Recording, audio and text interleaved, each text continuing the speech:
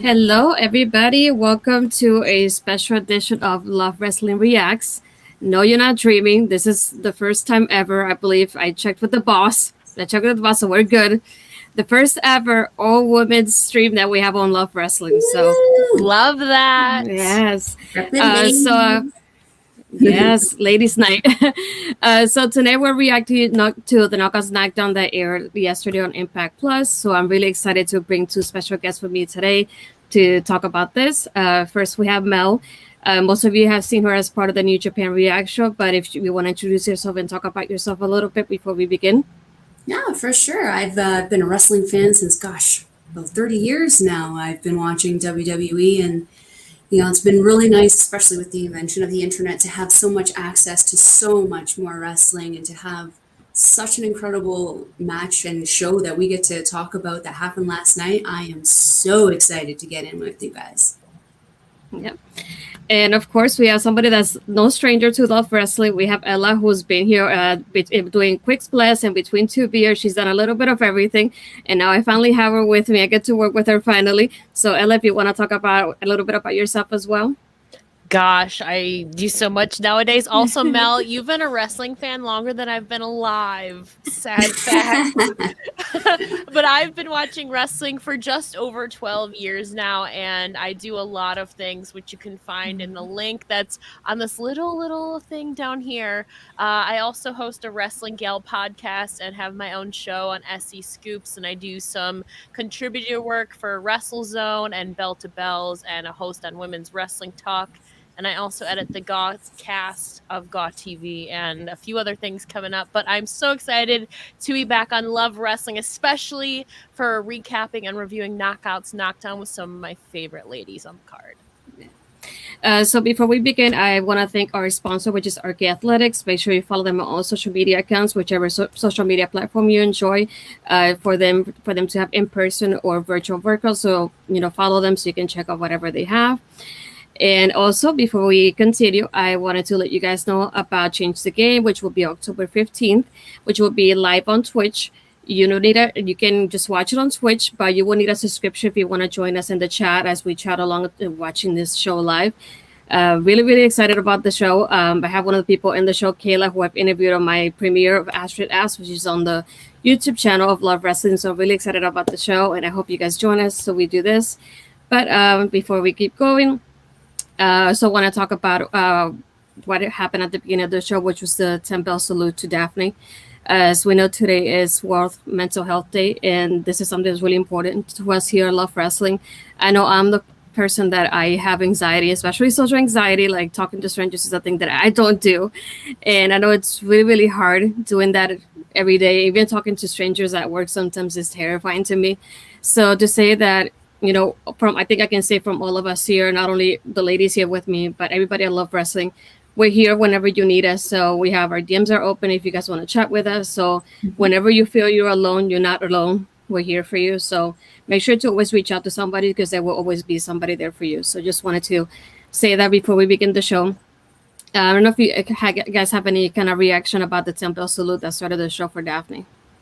I thought it was really beautiful, and to bring in Lexi Fife, who is really close with Daphne, and it's just all crazy because I literally just met Daphne just over a month ago before she passed, and to have it happen so soon afterwards. But last night it was so emotional, and then they had the tribute to later on where Taylor Wilde was talking about their Monsters Ball match. That was great. I think it was just an emotional moment in not only honoring her, but honoring women's wrestling that she stood for. And it was great to bring literally the whole roster together, not just the women, but everybody, and to commemorate a wrestling legend from TNA and WCW, and Daphne will never be forgotten. And even Jamie Senegal, who Daphne is kind of her wrestling mother, had a little ice cream tribute on her gear. So it was all just beautiful. And like you said, like the initiative behind this would tag me in, and especially today too, National Mental Health Day. I think it's just really important to keep in mind that you're not alone, and we're here for everybody. No, I 100% agree. I completely reflect every sentiment you just said, and I feel that it was something that not just the wrestlers needed, but as fans we definitely needed for a little bit of closure before we got into the rest of the night. So I really like how they began the show with the clip, like showing up all the knockouts from the beginning. Not only that, but telling us that the last time they did this pay was in 2017. It feels like it hasn't been that long, but it feels long enough for this women's pay-per-view. Like I didn't realize it had been that long for me.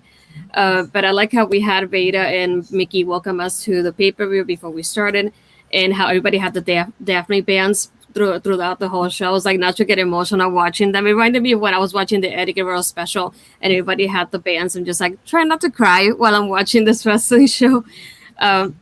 But we began the night with the Knockouts Knockdown tournament, which was Lady Frost versus Rachel Ellering.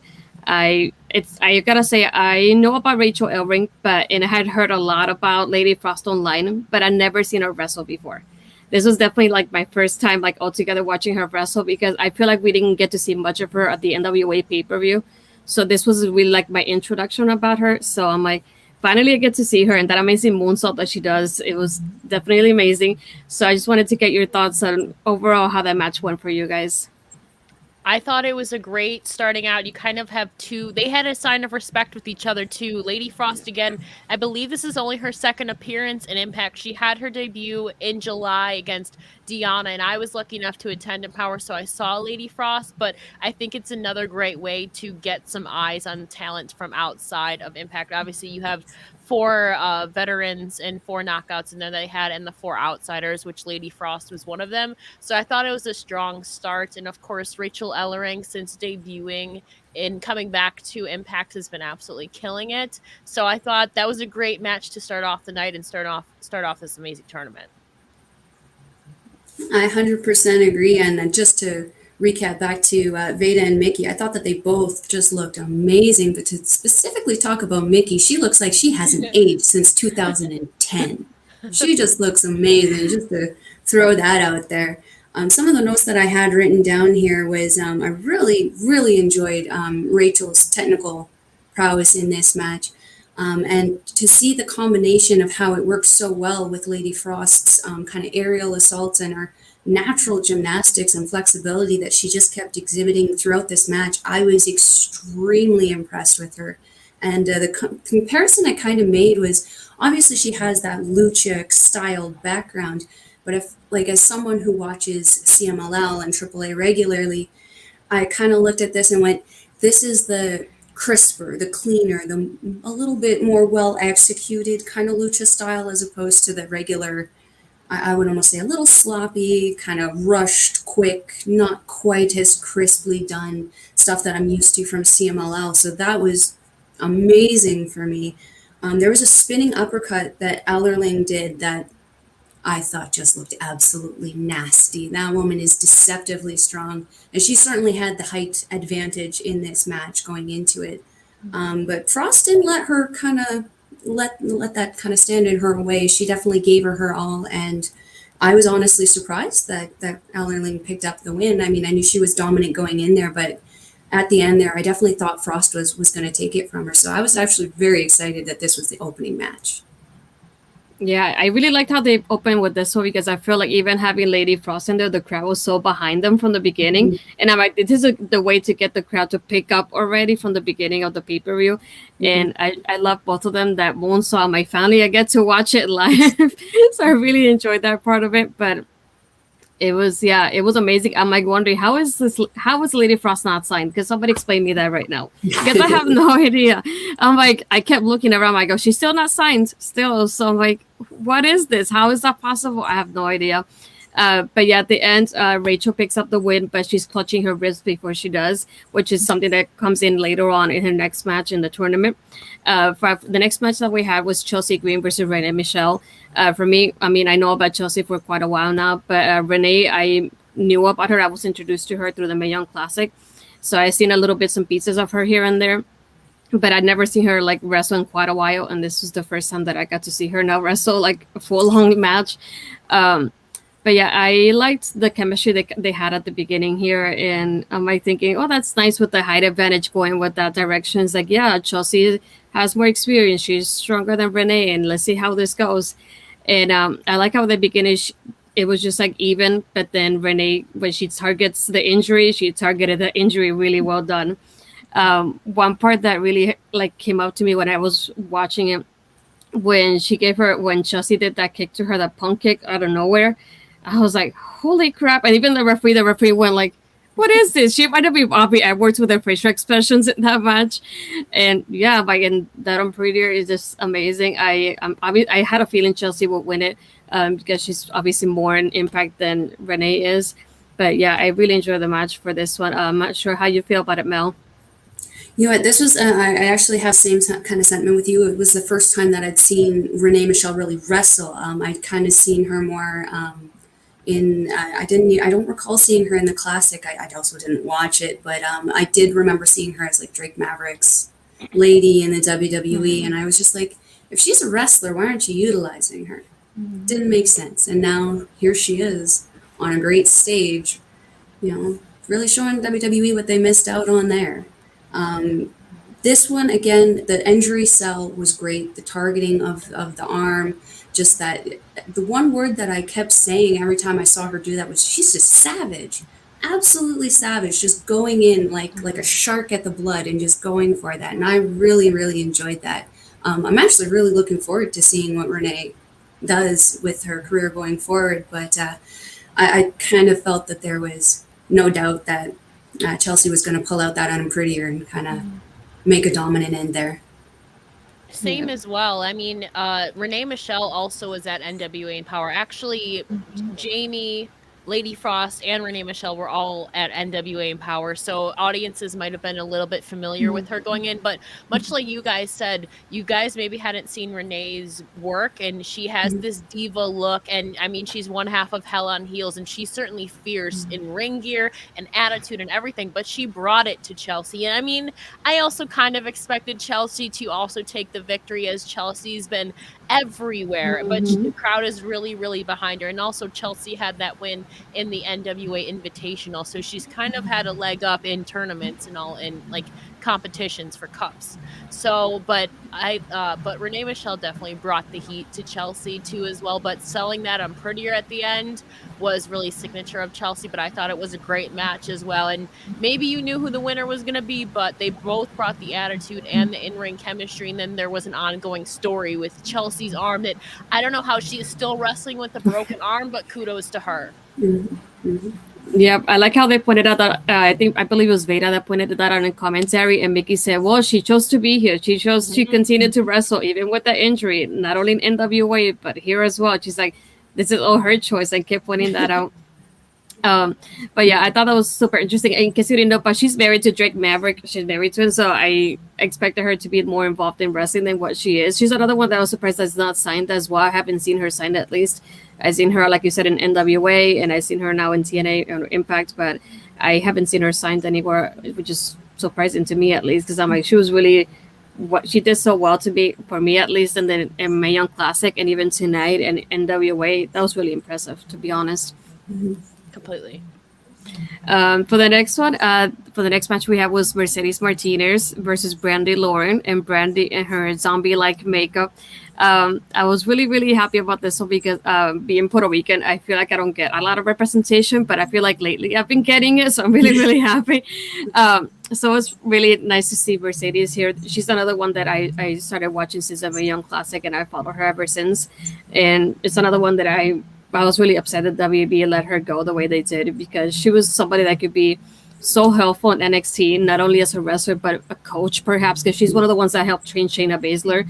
So I'm like, Shayna's there. Look how great Shayna is. So I'm like, I know Mercedes can do so much more than what she's doing. But I really love seeing her here. I think, if I'm not mistaken, this was the quickest match of the night, which is something that I was expecting already, because I feel like I expected Mercedes to pick up the win over Brandy anyway. So it makes sense to me that it was a quick match, but it wasn't something that was like 26 seconds, but it took longer than that, and it was entertaining. So I don't know, Ella, how you tell me how you felt about the match overall. Well, I'm like emotionally attached to Brandy because she's my hometown girl from Buffalo. But it's cool to see her in this different element as one of Sue Young's undead brides. And we've seen her in NXT sometimes, and then in Elevate as Brandy Lauren. Like, this all-American girl who then turned heel. But it's cool to see her in a different element, and her entrance was really, really good. She sold that well. The match obviously was short, much like the Queen's Crown matches this past week on SmackDown. But again, that's a whole other conversation. Mm-hmm. But this was absolutely, yeah, Brandy out there. You miss seeing her. Oh, yeah, true. But I mean, this absolutely was the right call to have Mercedes Martinez to win here and eventually go on to win the whole thing. I do wish it was a little longer, but I mean, there's a reason for everything. Not every match can be long. So, I mean, there was storytelling in there. Like, you have the character work of Brandy versus the strength and dominance of Mercedes. And so, considering this was Mercedes' first match back, like, at least on television, I mean, what a strong showing, you know, in the 3 minutes she got. And that's how you make a statement in returning to Impact Wrestling and on-screen television. Yeah, I completely agree. I really, really enjoyed this Brandy Lauren, as this was the first time I had actually seen her, and first time I'd seen.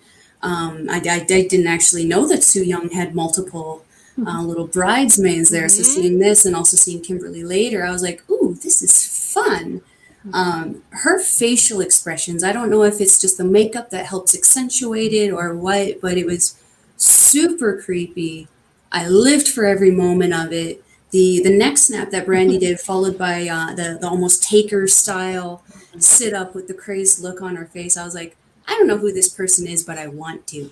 This is someone I can see myself very much so supporting in the long run. But again, dominant showing by Mercedes. I mean, as soon as I heard she was in the tournament, she was my pick to win it, and hands down. I mean, this was a very quick match, but like you guys said, I felt that Brandy actually got enough into the match to show that she's also not someone who to be taken lightly.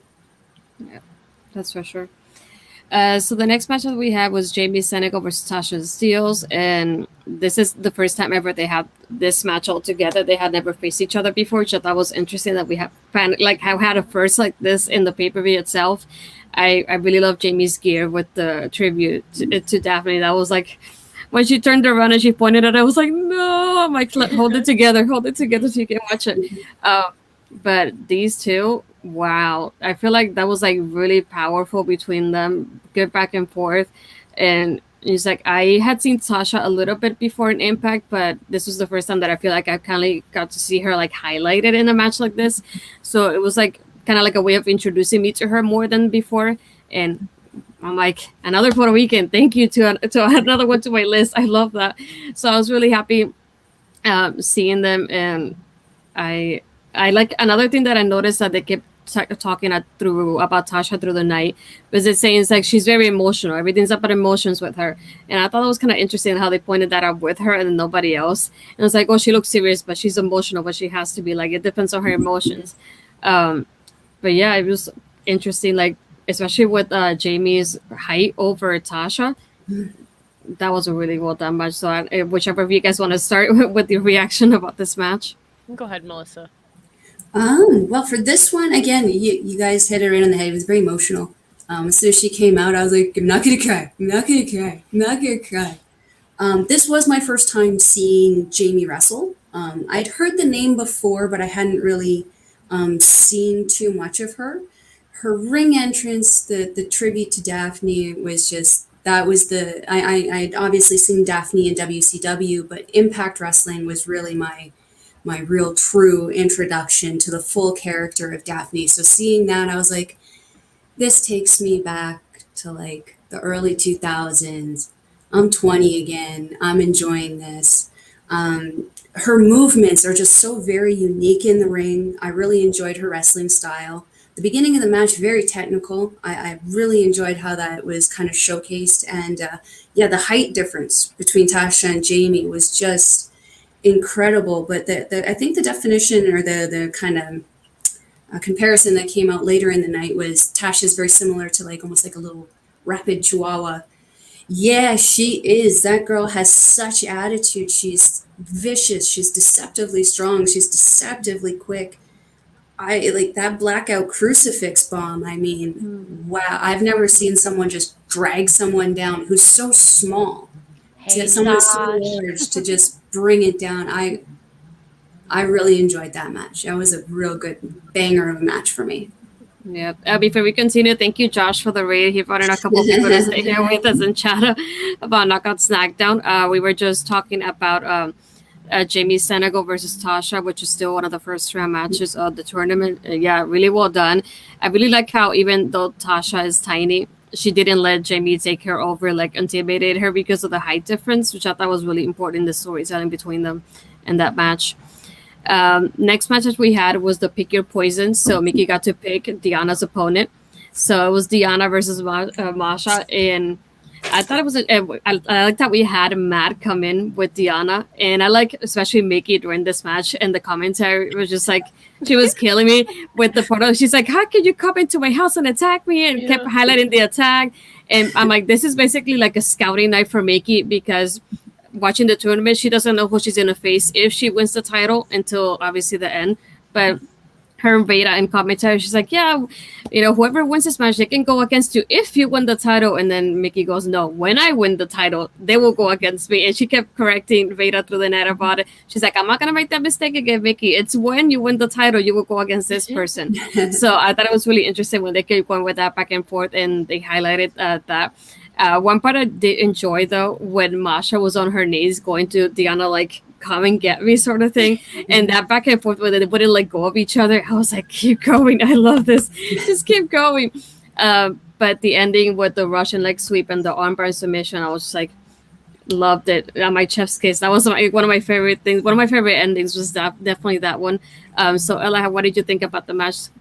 Well, also, I agree, Bobby. I would love to see more of Jamie Senegal, Renee Michelle, and Lady Frost, and Masha. Masha apparently was also offered a contract after that matchup. I don't know the status of that, but Masha Slamovich is definitely not a bitch to be messed with. If I can say that on here, I'm sorry if I can't. But yeah, no, like Mickey picking Masha is like the perfect pick.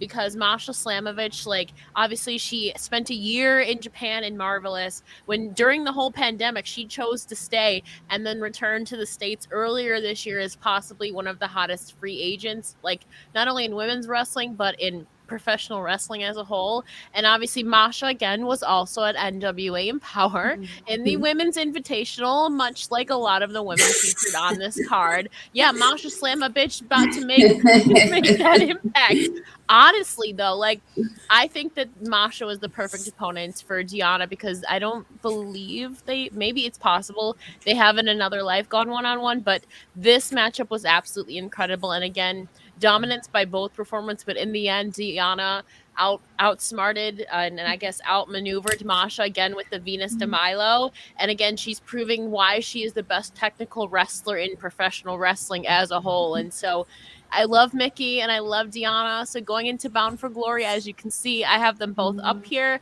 I am torn between that. But again, that was a great showing by Diana, especially going into Bound for Glory. We got a few episodes of Impact still to go. But I still love that Mickey was on commentary to kind of go forward with this feud again coming up in 2 weeks. Oh, absolutely. I would actually compare, is it Diana? I always confuse how to say Diana. I look at her as like the female brunette version of Zack Sabre Jr. There is just nothing she cannot get out of. There is nothing she cannot force you, not force you into. The beginning of the match was an incredible technical show off of both Masha and Diana, and then Masha had that jackknife kick that just took Diana right off her feet. At that point, I was like, oh, she might actually have a problem here. But of course, she knows how to just find that one little mistake that you make and use it against you, very much like Zack Sabre Jr., and just ties you right up into that Venus de Milo. She was done.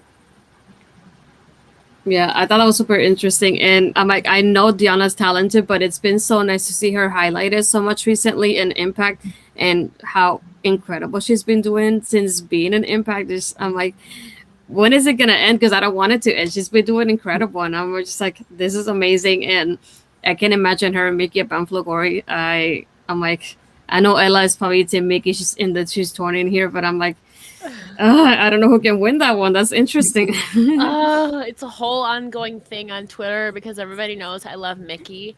and Deanna, and I work with Mickey, but I've also worked with Deanna, so it's hard to pick in this matchup. But I'm absolutely living for the speed. And again, they advanced that through this match with Mickey on the color analyst commentary and Deanna again facing Masha. So they continued it. So it's interesting to see what happens on Impact this week.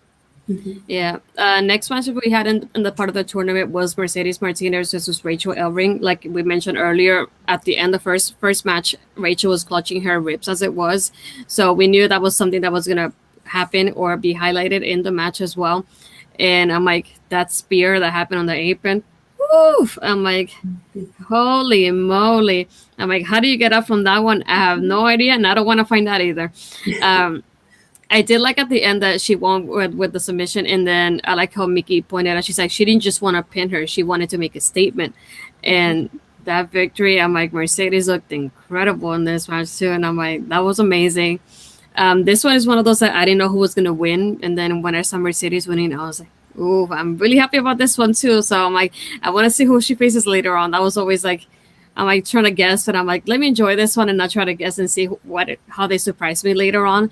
But yeah, just another match that I really, really loved. I feel like there was no bad match in this pay-per-view, to be honest. I liked each one of them from different reasons, and they all had different styles, different everything. But I loved each one of them. I was entertained the whole time, so I really loved this pay-per-view as a whole. I like Yeah. Mercedes getting to show up and show out is a whole ass mood. Honestly, though, again, that match was incredible. Again, you have two baby faces going into this, and they had that show of sportsmanship at the end. But yeah, like Mickey said, Mercedes could have easily gone for the pin on Rachel, but again, she went for the submission win to make a statement and showing that again, she's back in professional wrestling and back on TV. So again, much like you said, Astrid, I could see this going either way, but I think I always knew Mercedes Martinez feels like the right call. And so advancing her to the finals again, we didn't know at that point if she was going to face Chelsea or Tasha, but either way, I was happy with either outcome versus Mercedes. But I think that was a great showing. And Rachel, again, is maybe they were continuing to sell the injury, so maybe that's why she lost. But I think, again, that wasn't a phenomenal match. 100%. I agree with both of you guys. Actually, for me, when I went into it, I was like, yeah, I don't really know. Rachel had such a very good showing despite the injury at the end in her first match. Same with Martinez. For me, the turnaround came very quickly where I was like, no, Martinez has got this one. Was when they're going through that arm drag sequence and Mercedes denied her. As soon as she stopped her and was like, no, and gave her that tap on the butt, I was like, ooh, she's not going to recover from that one. That was the moment where I knew exactly she was going to win. And I also have noted spear on the apron. Ouch, that looked absolutely sick. There's also the spine buster from Martinez that looked like that was kind of the beginning of the end there. And then, of course, into that guillotine submission finish, it was just perfection. Yeah, that's for sure. Yeah, that would be such a good one. Jamie versus Rachel and Renee Michelle versus Mercedes. That's some matchups. Again, we don't know what's going to happen. Like maybe some people are going to be getting signed after this. We don't know. Also, love you too, Josh. Also, so glad the inspiration is back. Thank you, Josh. The next one that we had was Chelsea versus Tasha. That's another one that obviously the storytelling telling you how Chelsea has a lot of experience and Tasha's a little bit smaller, but she's spicy and everything. So you never know who's gonna go for that one, because I really liked more than anything through the whole pay-per-view how they sold us on like Tasha is small, but she has an attitude, so you never know how she's gonna go. Which is the part that I was like, yes, don't underestimate her because she's small. You never know what she's gonna come with. But I thought it was interesting when they started with the pinfall attempts at first. I was like, what is this? But yeah, I thought it was really interesting. Back and forth between them and like how Tasha didn't let Chelsea take her down the way she did. That's another one that I was expecting more Chelsea to win this one. And then when Tasha did, I was like, wait. I was like, it's going to be Puerto Rico versus Puerto Rico. I was like, there's no way. No way. And I'm like, when she won, that was the part that I was like, no way, I couldn't believe it. I think that's the first time I see like two Puerto Ricans like that face each other in a pay-per-view. So I was like extra happy, and I was like, I tweeted it out and they retweeted me, and I was like, yes, they see me, they see the representation going on. But yeah, I really love that. I was so happy seeing that. I had no words because I already knew what match is coming up next. So I was already excited. I was like, okay, when do we get this one now? But yeah, I don't know if you guys want to tell me how you felt through the match. Oh, Ella, go ahead. Sure. I thought the ending was cool because Chelsea, I think, tried to go for some top rope on Prettier that I don't think we've seen a lot. But obviously, Tasha denied it and then ended up getting the pinfall. But I mean, going into this matchup, I could see either of them. But I think Tasha was really the right call and kind of my prediction to go to the finals against Mercedes. Because obviously, ever since Fire and Flava broke up, I mean, Tasha's in this alliance with Savannah Evans, but also she's kind of getting also pushed as this single star, but we haven't really seen her really pushed yet in about the 2 months since her and Kiera Hogan have split off, because Kiera obviously left Impact.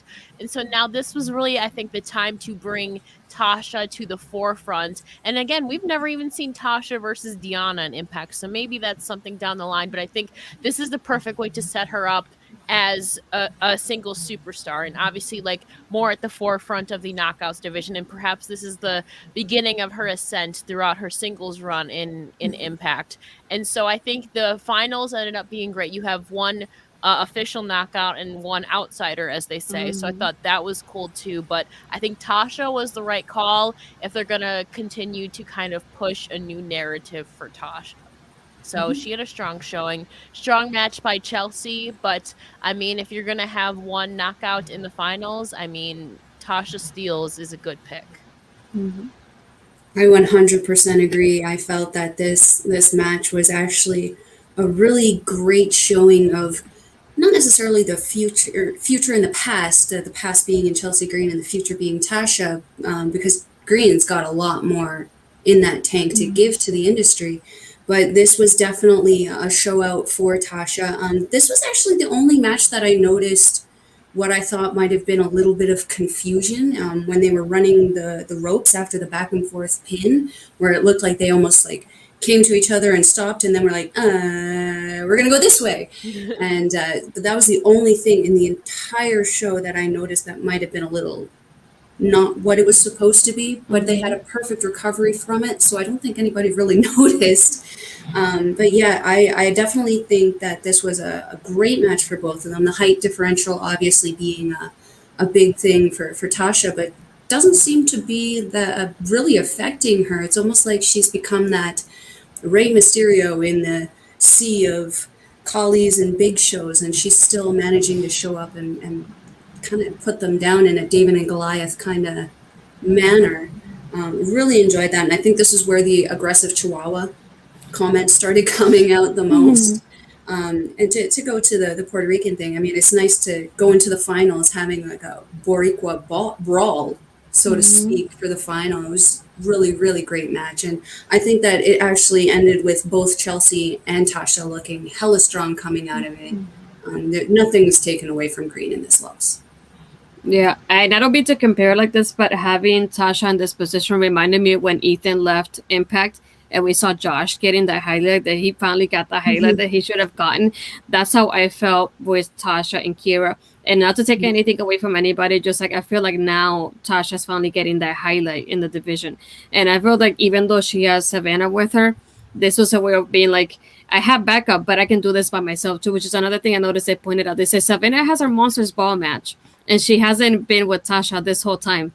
So Tasha can do this by herself. She doesn't need anybody with her. And she can either be in the tag team or the singles division. There was like kind of like highlighting. She can do both. It doesn't matter where she's at, which I really liked how they highlighted that from that part, because I kept thinking, obviously Savannah could have accompanied her for the beginning of the tournament because her Monsters Ball match wasn't until later on. But still, Tasha through the night was always by herself, which I thought that was a nice touch to it, giving us like she's a threat even where she's by herself. So I thought I really enjoyed that part. For the next part, we had Christy Hemme come in. I really love seeing her. She's one of those people that I remember in WWE, they had her in this like silly stuff. And then having her on Impact, it was totally different for me and sold me as a fan with her. And it's like, for example, like Gil Kim people that when I think of knockouts, I think of them. there's like the first few names that come up to my mind. And she came up to announce that Awesome Kong will be inducted into the Impact Hall of Fame. And seeing that video package and people talking about her, I was like, first I was like trying to hold it in with Daphne, and now with Awesome Kong, I was like, how could they? But yeah, it seemed like Awesome Kong even talking about Daphne through her speech. That that was amazing. Just an announcement was incredible to begin with, and I really enjoyed that. I'm not sure if you guys felt the same way as well. Kong, 100%. go ahead. Oh no, sorry, 100%. Like and Christy again. Like I don't know what it is with these ladies from that Mickey James, Christy Hemme generation. They just look like they haven't aged since then. They look amazing, and they still have that same energy coming into the ring and excitement for the crowd to be there. It was great, and to see Awesome Kong and how amazing she looks. Again, I was just sitting there like, hey, this was my adolescence. But it was a beautiful moment, and like I don't know how you guys felt about it, but like I definitely felt that Kong deserved to be inducted into the Hall of Fame in the Impact for the Impact ladies. She always had this ability to just look rough, but I don't ever recall hearing that she injured people, which is something that people might want to take note of in other places. That you can be a big person, you can look dominant, and you can look like you're hurting people without actually hurting people. You can make it look legit without hurting people. But this was such a nice moment. Just like the beginning, the tribute to Daphne was a good moment for the fans, a heartfelt moment for the fans, and a nice way to appreciate someone who's given so much to this business. Absolutely. And to have that moment not only with Christy, but also Gail, one of Awesome Kong's biggest rivals, but there's always that respect level outside of the ring. So breaking that fourth wall was so cool to see. And again, Kong had just formally retired at NWA Empower, and so this is just capping off, really going off into the sunset, into retirement, is now finding herself in the Impact Hall of Fame, which is such an incredible feat, along with Gail Kim as well. So I guess they'll always go down in history or herstory together. And again, that was such a feel-good moment and absolutely deserved for Kong. And maybe Christy's time will come soon in the future, hopefully. Yeah. It's so nice to hear the crowd appreciating it also, chanting, you deserve it. Yeah. And it's just very nice. It was a heartfelt moment. It was a good part of the show. Yeah, and I felt like I wasn't officially recovered. And then they put that promo package for Daphne, and I was like, do they want me to end up crying during this pay-per-view? But yeah, just highlighting her career, saying how she was in the first Monsters Ball for the women, and how, they were the first knockouts to do it. I was like, and it makes you think back of the women's revolution, because a lot of people think, oh, WWE started it. And I'm like, Impact did it way before WWE did. And I remember watching Impact because of this. And because I saw the women in these matches that I thought, I'm like, they could do this. They could really, really do this. And then I saw it later. I've obviously started with NXT and then WWE. So yeah, it's just interesting to see them saying we were here first, and don't forget about us either. But to segue to the next match, we had the four-way, which is the Monster Ball. We had Kimberly, Savannah. I hope I'm saying it right. It's Alicia, I think. Alicia. I keep hearing it like different ways, and I was like, I'm not entirely sure. And then obviously Jordan, who's a badass in herself. I like how Kimberly came with the crowbar, and they said, this is Daphne's weapon, and she came in starting the match like this. But I like how they divided themselves. It was like Aisha and Kimberly, and then Jordan with Savannah. It's like they kept going like that and that back and forth, and that was I hadn't seen Alicia before. I seen her with Eddie, of course, but I hadn't seen her like wrestle like this. And I was like, this girl can really do it, especially the hardcore style. I was so impressed with her. I was like, can I see more of her doing this? Because this was so interesting. You see her so tiny, and you don't think like she could be involved in something like this. Because I was from the beginning thinking, wait, how is she in the Monsters Ball? Like, you see all these like women that I saw like powerhouses, and then she's so tiny compared to them. But that she didn't let that stop her from joining in that match, and that barbed wire candlestick, and then matching her outfit as well. I was like, nice touch. I loved it. But yeah, it just like I feel like that was a way of really introducing me to her as a wrestler, and she didn't disappoint me at all. How did you feel about it, Melissa? Let me just straight up first say, Kimberly took almost every single nasty bump in that match, from just being thrown around to the tacks to just everything. I seen her before she had become one of the Undead Brides. I've seen a handful of her matches, and I thought she was a phenomenal wrestler. To see this, I mean, as I said earlier, I like that creepy stuff. So to see her come out like this, use the crowbar on Evans with the trash can, almost like she was some kind of little pinata, taking that muscle buster on the tacks. Wasn't she the one who also took Alicia's move on to the tacks, or was that Jordan? Don't remember which one. But she just took so much, and I came out of that match with so much more respect for her. Because of that. And again, Astrid, to echo your sentiment with Alicia, she came out and I thought the exact same thing. I had never seen her before. I didn't know who she was. So I was like, did you miss the turn in the back there to the locker room? You're not supposed to be out here. But, she really surprised me again. The outfit, she looks so cute. I definitely thought she was going to be the one to get really hurt in this, but she certainly held her own, and bringing out the two kendo sticks and going back and forth. What really made me go, ooh, I like her. She's vicious, was when the barbed wire got wrapped up in Kimberly's skirt, and she had to actually physically kick Kimberly away and rip the kendo stick out of her dress. I was like, where have these women been all my professional wrestling viewing career? They should have always been here. This match, incredible. Absolutely incredible for all of them. Jordynne Grace, one of my personal favorites. I love following her on her socials. I love seeing her matches. I love seeing her power lift. I'm a fan of hers. Taking the pin from Evans was a shock to me, but Evans held her own in this match just like every other lady. She wrecked everybody, and she came out dominant because she wrecked everybody. I really enjoyed this match.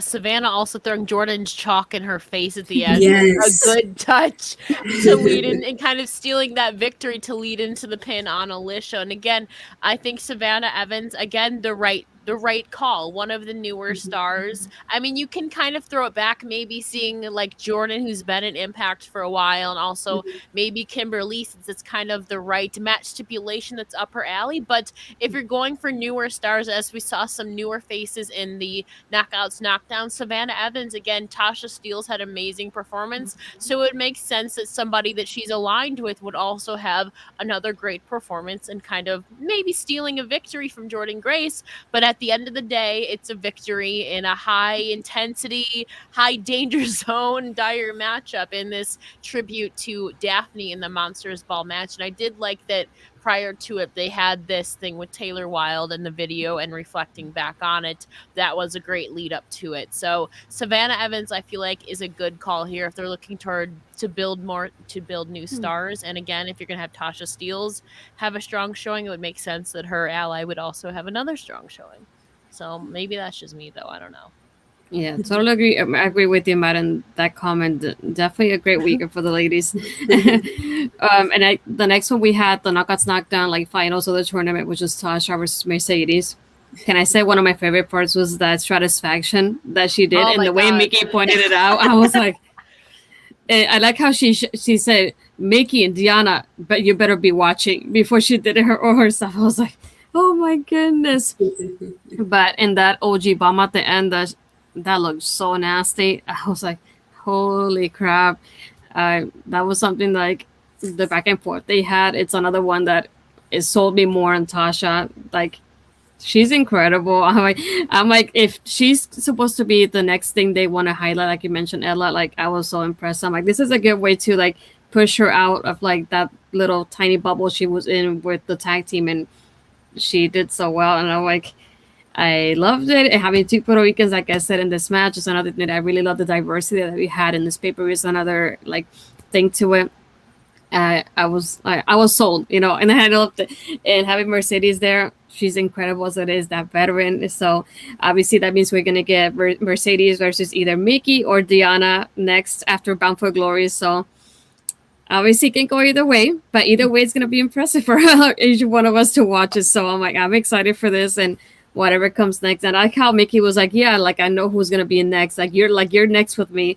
And she even said it backstage with Veda. She's like, if it's somebody I can go against, I would like to go against Mercedes because of the respect compared to the situation that she has with Diana, which is super interesting to see those little details they had. Ella, I know you're itching, so let me know how you feel about this match. Well, like, we can go either way. We'll talk about Tasha first, but like, well, first of all, Diana is also feuding with Mickey and Tasha simultaneously on Twitter and like all social medias. So I think that this was a great time to again push this narrative. Is Tasha did not win the tournament, but I think this is really setting her up for this trajectory and impact as the beginning of a real promising singles run. And again, like I said, Diana has gone through like the entire women's division except Tasha Steelz. We have never had a one-on-one matchup against each other, I don't believe, since Diana's been Knockouts champion. So even though Tasha lost, she still had an impressive showing, and there were those little seeds that we saw, and even on social media. And I loved the tie-in with the Stratus faction and Mickey. There were so many layers there, but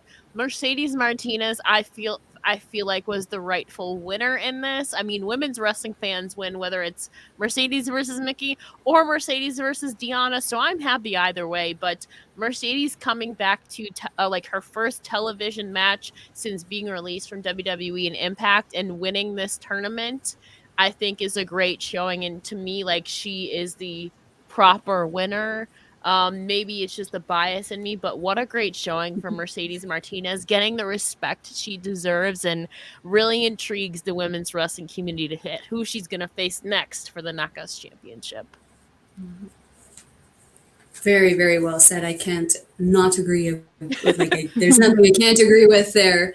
Tasha was, I mean, Mercedes mentioned backstage, Tasha's ruled by her emotions. And I think that this match was actually the first match I saw Tasha. She wasn't ruled by her emotions. She was very focused on getting to Martinez. And there was the one point where she actually reversed the OG move she had. I was like, ooh, she's going to have some difficulties. We're going to have a great long match going on here. With the top rope Rana and Stratisfaction combo, that really showed off Tasha's speed, just because she was so lightning quick on that to just come up, recover, and just boom, boom, boom, boom, boom, boom. I can also mention Veda and Mickey on commentary have just done so much for me, not knowing a lot about Impact. They did so well in bridging that gap for me. Were giving me the information that I needed to understand what was kind of going on between feuds, what was going on between people, background stuff. That was just, it helped me immensely going into this stuff without knowing too much about it. Overall, I felt that the match, it felt quick when I don't think it really was. Like, it just, the pace was pretty quick for me, but I really, really enjoyed this match. It was a perfect showing of both of these women's talents. And an interesting question I just kind of thought of is, with Kira gone and in AEW now, and obviously there's kind of some work going between AEW and Impact, do we have the potential of seeing Kira and Tasha back in the ring together, either teaming together or potentially feuding against each other in the name of Impact and AEW? I'd be curious to see that kind of. Kiera isn't formally signed to AEW, so I don't know. So I think that's a question that would be maybe up for discussion once she's officially signed, because she's been on Dark, and I believe was on Rampage against Jade one time, but mostly it's on Dark and Dark Elevation. So she hasn't been officially signed as of yet, but I think it's possible. But I think really just AEW and Impact crossing over for their women, I think the first has to be the Knockouts champion, whoever that. Yeah, she did get dragged away by Su Yung to be written off of Impact, but then again, who knows? Sometimes storylines don't carry over. But I think if we're ever going to get a crossover between the women's divisions, I think it's going to first have to be the Knockouts champion and whoever the AEW Women's World Champion is. But hopefully that happens sooner rather than later. Yeah, I remember Agreed. somebody pointing out on commentary, I think it was Excalibur, that said Kiera was signed, but I know not everybody gets the graphic that says All Elite, so I wasn't entirely sure I if could that be was totally true. wrong. Yeah. Yeah, I kept looking online to get confirmation, but not everybody gets the graphic that says they're All Elite, so Yeah. that's why I'm like, I'm not entirely sure she is. Mm-hmm. I know a lot of people kept spreading that clip saying, "Oh, she's signed to AEW." I'm like, "Well, is she though?" But I was really confused about that part. So it's something I've been looking forward to, like, seeing somehow, some kind of confirmation. I haven't seen anything so far, so I'm still like doubtful if she is, to be honest, because I'm like, yeah, maybe he said it, but nobody has really officially said anything. Like, I'm not even on the social media account, so I really don't know. But yeah, I really liked this match overall, and the last match was so surprising to me. I kept thinking, like, who's the main event? Who's the main event? They main evented with the Knockouts Tag Team Championship. Like, what a way to make a statement. Like, you would think like Deonna and Masha would have been the main event, but no, it's the Tag Team Championship to be. And I'm like, no way they went with this one. But I'm really glad they did, to highlight something different with their division. And we had Decay, who's Jessica Havoc and Rosemary, versus the Influence, who's Tennille Dashwood, aka Emma, and Madison. I like them with their matching outfits going on. That was really, really cute. I like that touch. And yeah, overall, I like how they kept highlighting, like, they won this match. Well, they earned the match versus being the win against Jordan and Rachel. So that's how the Influence won the match. And then once Tino got in there, they said, I think Tino was probably like not sure or happy to be in this match now that she has to face Decay. I don't think they realized they had to face Decay because of the tag team championship. But yeah, I thought it was really interesting. I like that creepy stuff, so I like how they do it with Decay, and I'm like, I want to see more from them. So it really kept me interested. I like how it was polar opposites with the teams too, just to give us something totally different. But let me know, Mel, how'd you feel about the match? Yeah, overall, I mean, I wrote a page of notes on this whole thing. Again, I love the spooky stuff. It's definitely something done right, that Rosemary and Havoc, but I think it started with Rosemary. I'm not entirely sure on that, but the whole idea of Decay is just amazing. The addition of Crazy Steve and Black Taurus. I mean, the guy looks like a Minotaur. He looks terrifying. You can't get much creepier and awesome than that. Again, the selfies with Tennille and Madison, nice touch. It was very, I don't want to say flamboyant, but it was exactly what I expected of that kind of gimmick with them.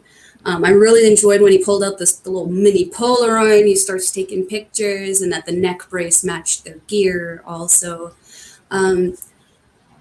There were points where the guys added positively to the match, and then there was one point at the end there when I don't remember what Tennille and Madison's name was, but he got up on the ropes, and there was Caleb that spot with Havoc. Caleb with a K. Caleb. Okay. Yeah, well, he got up on the apron there, and for me, it was like, you've been there too long for Havoc to have noticed you. And then Steve and Taurus were just kind of standing there yelling at him, not really doing anything. I kind of felt that could have been a little bit better handled, but it ended up working out amazingly at the end. I definitely loved, what was this? The spear finish from Havoc.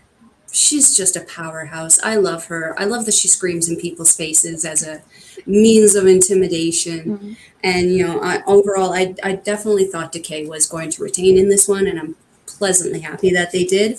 Although I wouldn't have been mad if the Influence had won either, because to me at this point, they could have had a rematch and we could see this again. I was, like Astrid said, pleasantly surprised. This was not the match I think anybody was really expecting to be the main event.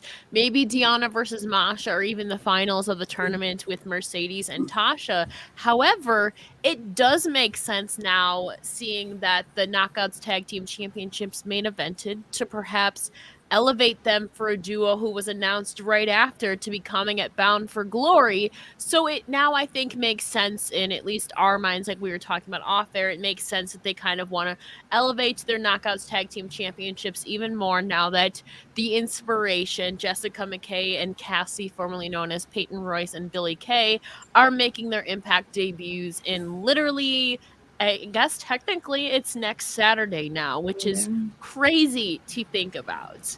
And so it makes sense. But again, this matchup was super, super creepy, but also fun. Like Astrid said, like two juxtaposing teams, like the creepy Decay with Jessica Havoc and Rosemary versus like the more poised and elegant and like don't ruin my face Tennille and Madison. But it worked, you know, and then obviously Decay retained, which the Knockouts Tag Team Championship reigns have been kind of short, so I'm glad to see Decay retaining, because I think if Influence would have won, I think they're kind of a little bit similar to the Inspiration in their attitude, so it makes sense for them to lose, assuming that Decay goes on to face maybe Inspiration. It sets up a little more dynamic match. But the ending, again, surprising to see the tag team championships highlighted, but also pleasantly surprised. So that, what a way to elevate them, assuming that that's the, you know, the goal that they're aiming towards.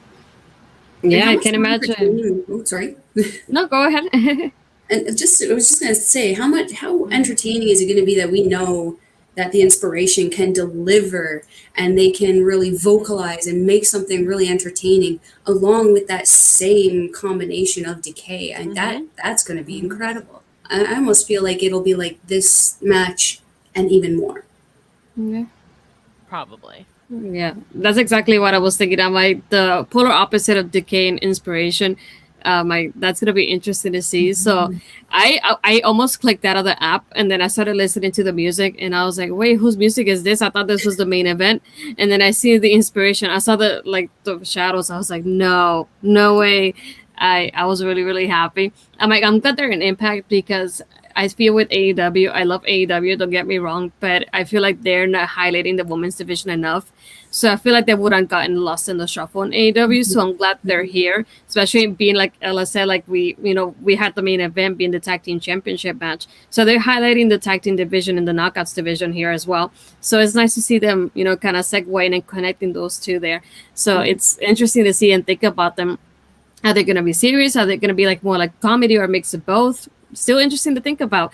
I'm going to miss the iconic pose because now it's going to sound weird with the Inspiration. But I want to see what does it bring to the table because you don't know how creative they're going to let them be compared to WWE as well. So I feel like at least the window of opportunity is open for them to do anything at this point. Oh, yeah. Like Impact, definitely more free reign of creativity and drive in that aspect. So we don't know. I think we're going to be getting at least some version of entertainment, but it's going to be interesting to see if they reinvent themselves completely or just fine tune their characters as they get more creative freedom. I think at the heart of it, of course, like Jessica McKay is going to be entertaining as always and maybe throwing a little bit shades in there, but it's going to be interesting to see what they do in their first post WWE in-ring stuff coming up literally in 13 days. I agree. It's almost like WWE is kind of like that absolute controlled creative kind of behavior, whereas AEW is a little bit more, I would say, unchained. And then kind of Impact is kind of right in the middle where they give that freedom, but there's still that degree of control. I think they're going to do fantastic. It's going to be fun. Yeah, I'm really excited about them, especially that freedom they're gonna get and the matches we're gonna get. Whether it's singles, I'm like, what if Tennille joins them? They're best friends in real life as well, so I'm like, that'll be interesting to see as well.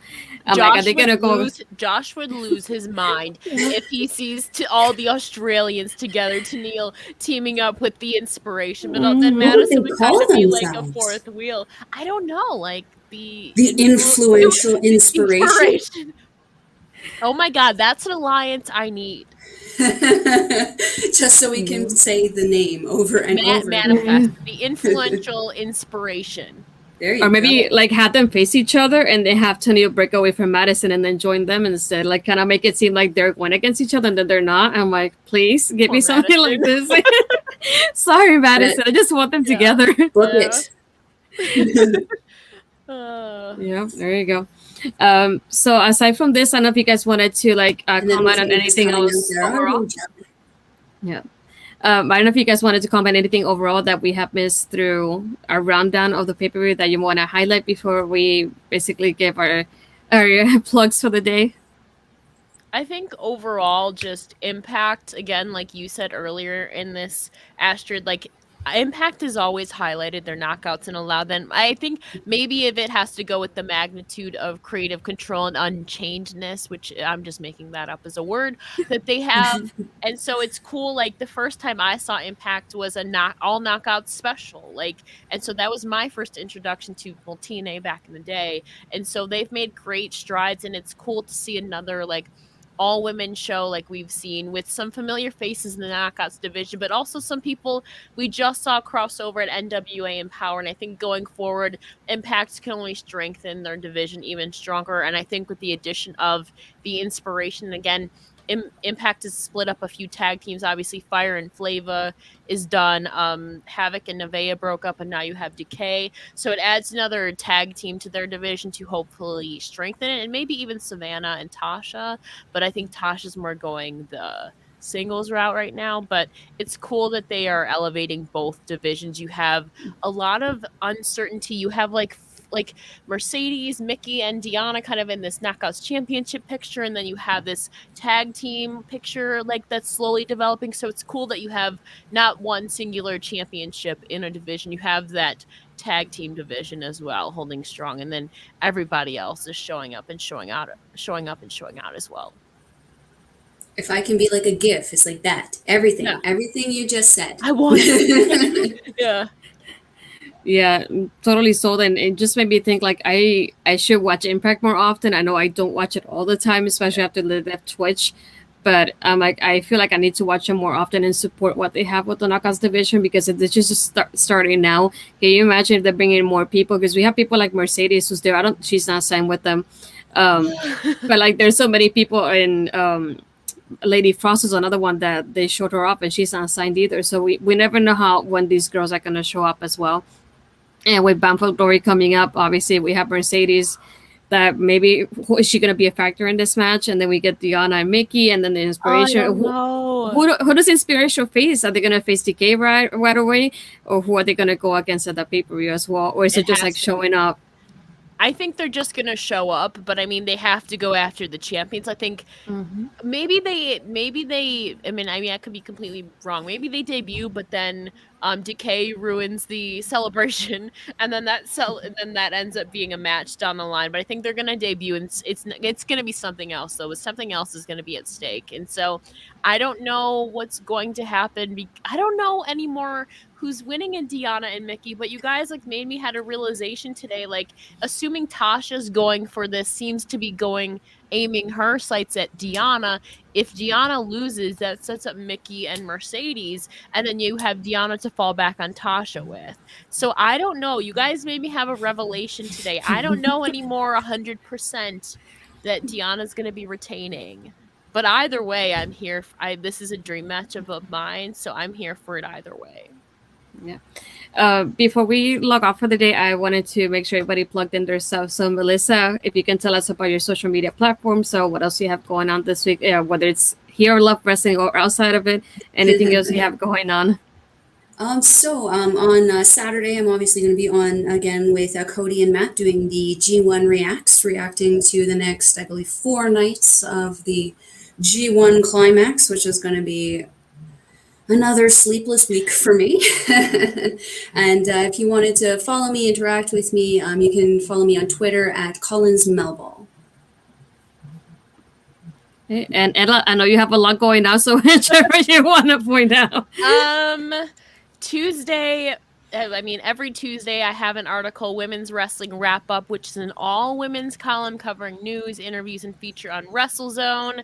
Wednesday is GAW TV coming up, which is every Wednesday at 5 p.m. Eastern Standard Time, followed by the release of the GAW cast. And I have another episode of A Wrestling Gal coming out this week. And on Friday, as everybody knows, AEW Rampage is going a little bit head to head with Friday Night SmackDown. So I will be doing an Instagram live on DNC Digital. I love doing Instagram lives, so we're going to be doing that live on Friday. I don't think it's yet to be announced yet, but here you go. That's what I got lined up for this week. A lot more happening next week, but yeah, and you can follow me on Twitter at It's Ella J. Yeah. Well, when it comes to Love Wrestling, we have October 15th, Change the Game. So obviously stay here on logged into our Twitch account if you want to watch that and get your subscription if you want to chat along with us. I'll be here again on NXT for NXT on Tuesday with Cody and Ed. I won't be part of Reacts this week, but usually I'm on Reacts on Saturdays as well. And when I'm not here, you can find me on my Twitter, which is at Astrid Pizarro, just like I have there. I'll be chatting whatever I'm watching, I'll be chatting about. And I also want to thank Ed, who is my producer today and has helped me through the night. He's been my savior today. I actually messaged him and I said, well, can you produce for me while I host this for the first time? Because I'm super nervous. And he accepted right away. So I'm really, really glad he did. And I couldn't have done it without you, Ed. So I know you're back there. So thank you so much. And thank you everybody for watching the first ever all women stream that we had on Love Wrestling. So we made history, ladies. We did it. I love wrestling. So yeah, thank you everybody for watching. We appreciate you. And just in case the ladies like social media, it's in the tinker below. Or obviously follow us at Love Wrestling on all social media accounts, and you can see there too. Well, yeah, thank you for watching and enjoy your night, guys. Adios.